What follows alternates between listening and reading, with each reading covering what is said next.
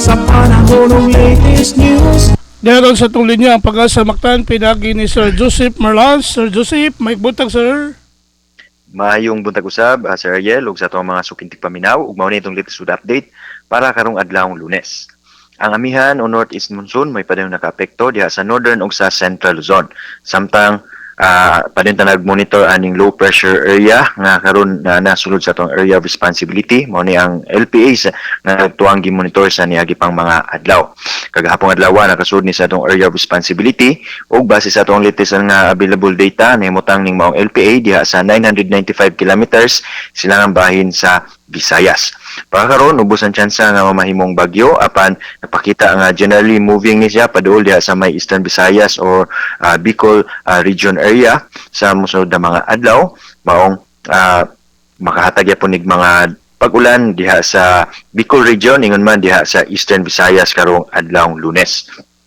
Mong kaning naisgutan ng mga lugar, makasinati aning marag-umon nga kalangitan ay mga katag-katag na mga pag-ulan ug mga pagpanugdog kilat dala sa hinungaw sa maong LPA ingon man kining shearline o panagtagbo aning easterlies o ang init nga hangin nga gikan sa dagat Pasipiko ingon man aning amihan. O karong mga orasa na napatay mga pag-ulan nga na monitor diha sa Eastern Samar apil na sa Samar Provinces area. Samtang ang nabiling bahin sa Kabisayaan, lakip ng probinsya sa Sugbo dito sa Central ug Western Visayas, makasinatita ning generally fair weather condition, kasarangan ug kasarangan nga tempo sa panahon ug nagyapay mga tsansa taas atong tsansa gihapon ani mga panagsang pagpanagom inubanan sa mga patak-patak na mga pagulan ug mga pagpanugdog kilat sagad masinati sa hapon o sa gabi. Posible diha sa may northern Cebu area sa buntag pa lang makasinati usab og mga pagulan dala sa hinungaw sa maong LPA.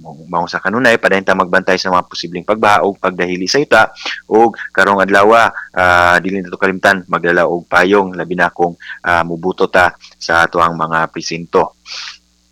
Og para sa kahimtang sa ato ang hangin ug kadagatan wala tay gale warning nga giisa maong tibok Visayas padayon makasanati aning hinay ngadto sa kasarangan nga hangin nga gikan sa amin ang silangan ngadto na sa amin ang kasadpan ug atong kadagatan ay malinawon ngadto sa kasarangan nga mga pagbalod. Sa Cebu atong dagat mo taob ni sa alas 12 sa udto nga nagilawmon nga 1.16 meters ug mo na sa alas 5:12 sa hapon nga nagimabon nga 0.4 meters. Atong temperatura 25 to 32 degrees Celsius ug atong haring adlaw musubang ni karong alas 5:34 sa buntag. Ug mo na itong latest diri sa buhatan sa Pag-asa Mactan, Visayas del Oeste, si Joseph Merlas, maayong buntag. Sir Joseph, Yes sir. doon namin nakuha kagabi sir na monitoron mga bandang alas City sa gabi dito sa may Lapu-Lapu, particularly dito sa Mactan Liberties Line. Balik ka Sir Ariel. Doon na may nabantayan kagabi dia mga bandang alas City sir. Nga doon ay matut pa, doon ay ipo-ipo doon na may nangaguba dito nga kining Taytayan. So far Sir Ariel no, kagabi nga to na La City nga to na sa Las Gis no natay lapad-lapad na mga pag-ulan na sinati diri sa Lapu-Lapu or eastern section usab diri sa Central Cebu. So usag ito hinungdan nga possible natin mga formation of tornadoes labi na kung grabe ka unstable ato environment no.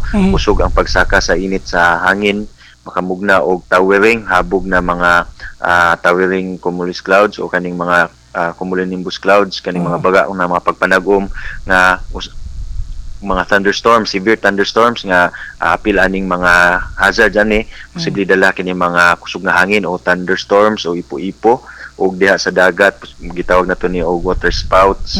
Ingon man kini kusog na pag-ulan na nakasinati na kagabi intense to torrential rains. So posible sa Ariel no na nagito yung mga ipo-ipo kay baga-baga gitong nakita nato na mga pag-ulan na habol diri sa eastern section sa Central Cebu. Kaya na nagpadaan ako picture kagabi sir, mga alas 8 na paghuman sa ipo-ipo yun sa sir. Doon ay naguba din sa Mactan Liberties Line ang kining Taytayan.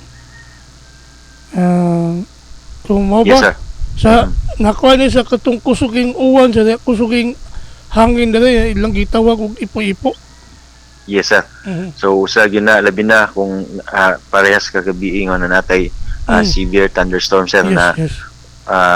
naghatag ni og kusog nga hangin ingon man kining kusog na mga pagulan ug mga pagpangilat ug mga pagpanugdog. So matoy pagkaguba kagabi nga katong kusuging nga hangin. Yes sir, posible sir. So ug natay kusog na bunok sa ulan usab inubanan po niya og mga kusog nga hangin o kining downdraft no pagtuan Yes. ay pressure no pagtud aning tubig ulan nga mubundak sa yuta no downward nga direction o posible usab ng mga ipo so far sir. Kadang buntaga sir og hantod na sa alas 5 posible nga mo bunok na po ning uwan.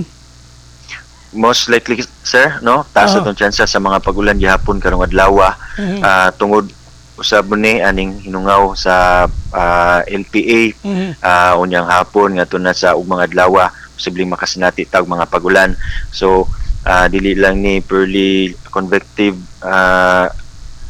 due to convection no, or init nga timpo sa panahon batungod aning trough sa mong LPA kining ato ang mga pagulan. So sa kanunay extra careful magbinatayon magmampingon permita labi na aning mga kumakas tawag mga pagpanugdog og kilat. So ang kining uwan sir until November 2 na siya. Kay So far ang ato ang forecast karon fair weather labi na sa buntag hapon o gabi taas atong tsansa sa mga pagulan ug mga adlaw taas gyapon tong tsansa sir atong labi na aning pagpadul aning nasgutan nga LPA but sa November 1 ngadto na sa November 1 pagsaulogan ning undas ngadto na sa mosunod na mga adlaw makapabot fair weather condition masayag ug init nga tempo sa panahon in general gawas ang gihapon aning mga lumalabay na mga pag-ulan. Mas mayo nga moinit ang atong uno ug dos kay nga atong minahal sa kinabuhi ganipan nga makaduaw nga atong pipila ka mga pamilya nga gibingaw nila ka. Mao gid sir. So usa sa may good news ani kining LPA ubos ang tsansa nga mamahimong bagyo nya in terms sa hangin na to in general ay magpabiling kalmada atong hangin. So wala ray kabalakan in terms sa mga pagbiyahe-biyahe labi na sa atong magigsuna no na motabok og laing mga probinsya o isla atong batayan kini mga thunderstorm diin posible no ning mga thunderstorm sa labi na sa hapon o sa gabi. Salamat nimo sir ya may buntag ya happy election day. Way sa sir og happy election day usab. Okay, good morning. Okay. Inyong debati si Sir Joseph Marlas ang atong widow specialist gikan sa Pag-asa Mactan. May grabe kita na natong gikahinabi kalabot na niyatong gikitaw nga ipo-ipo. Posible gamati hinungdan sa baga kay dagom unya ni Igo diha sa Mactan Liberty Line. So may na lang ang kadang naigo ang kwan way panimalay manginaw ta nga way balay nga naigo diha sa nahitabo kagabi sa may barangay Mactan Lapu-Lapu. Salamat ni Sir Joseph Perlas. Salamat sa Pag-asa Mactan. Mayong buntag kaninyong tanan. Namisa Mutambong og magampo